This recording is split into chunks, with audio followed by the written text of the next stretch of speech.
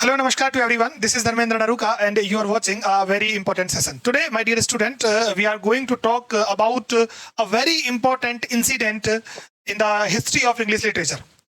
आपने नाम सुना होगा द वॉर ऑफ थिएटर्स का, पोइट्स वॉर का। उसको लेकर आज के सेशन में हम लोग चर्चा करेंगे। कौन कौन से पोइट्स इसके अंदर इंक्लूडेड थे और क्या पूरी कहानी है, देखते हैं इसको, और इसके बारे में हर एक जो इंफॉर्मेशन है उसको एक एक कर हम जानने की कोशिश करते हैं। तो अगर मैं बात करूं वॉर ऑफ रोजेस की, तो ये जो है ये एलिजाबेथन थिएटर्स को लेकर है और इसके अंदर 3 मेजर पॉइंट है। देखो जरा, मैंने सारी चीजें एक एक करके आपके सामने रखी हुई है। देखो, वॉर ऑफ द थिएटर्स ये 1599 से लेकर और 1602 तक चला।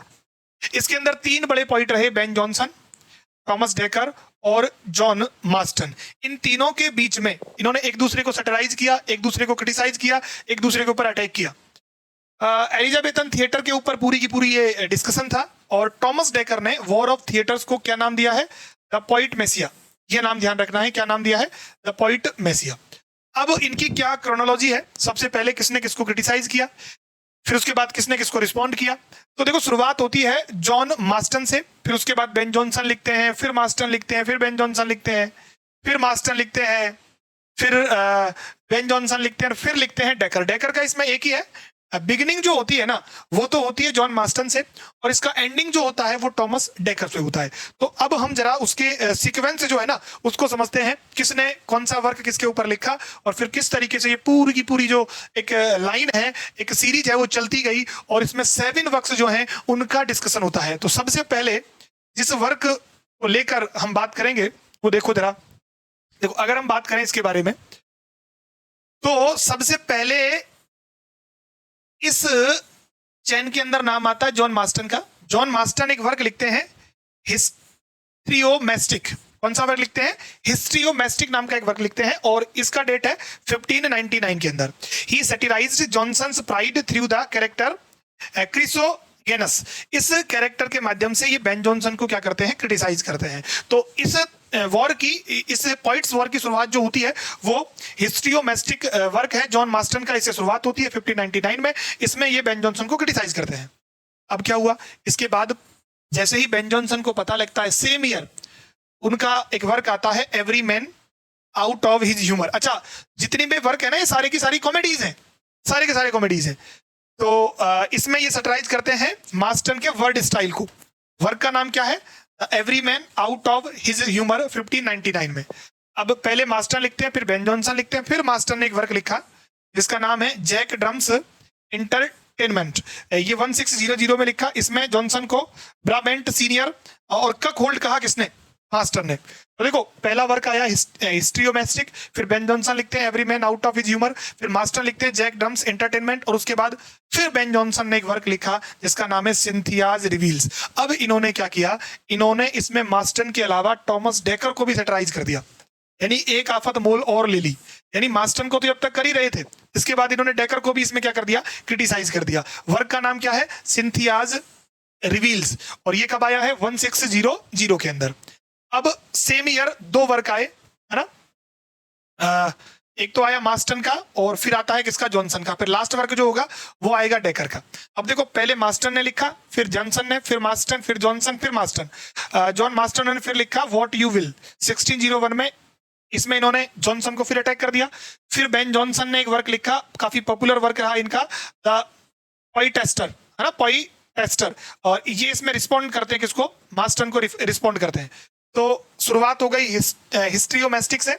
इसके रिस्पॉन्स में लिखा गया every man out of his humour. इसके रिस्पॉन्स में लिखा गया जैक ड्रम्स एंटरटेनमेंट। इसके रिस्पॉन्स में लिखा गया जॉनसन का सिंथियाज रिवील्स। फिर मास्टर ने लिखा व्हाट यू विल और फिर जॉनसन ने लिखा द पोइटेस्टर। अब इसको लिखने के बाद इस सीक्वेंस का लास्ट वर्क लिखता है कौन? Thomas decker.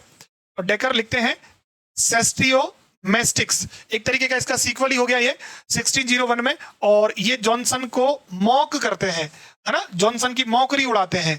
तो जॉनसन के ऊपर एक तरीके से उसको सैटिराइज करते हैं, क्रिटिसाइज करते हैं। तो इस कड़ी में, इस चेन में 7 वर्क है। फर्स्ट हो गया, सेकंड हो गया, थर्ड हो गया, फोर्थ हो गया, फिफ्थ हो गया और 6 हो गया और सेविन हो गया। तो ये 7 वर्क्स के नाम आपको पता होने चाहिए जो वॉर ऑफ थिएटर्स है। मैं पूरा एक बार साइड में हो जाता हूं तो आप अच्छे से इसको चाहें तो स्क्रीनशॉट ले सकते हैं। सीक्वेंस का जो पूरा इवेंट है वो इस प्रकार है, इसमें जॉन मार्स्टन का हो गया है ना, हिस्ट्रियोमैस्टिक्स हो गया, बेन जॉनसन का Everyman out of his humour हो गया, मार्स्टन का जैक ड्रम्स एंटरटेनमेंट हो गया, और जॉनसन का कौन सा हो गया इसके बाद, सिंथियाज रिवील, उसके बाद मार्स्टन का हो गया व्हाट यू विल, और जॉनसन का हो गया द पोएटस्टर, और फिर लास्ट का हो गया सेस्टियो, है ना, सेस्टिरो, ये सेस्ट, हाँ लिखो एक बार, नोट डाउन करो, फिर हम बढ़ते हैं आगे।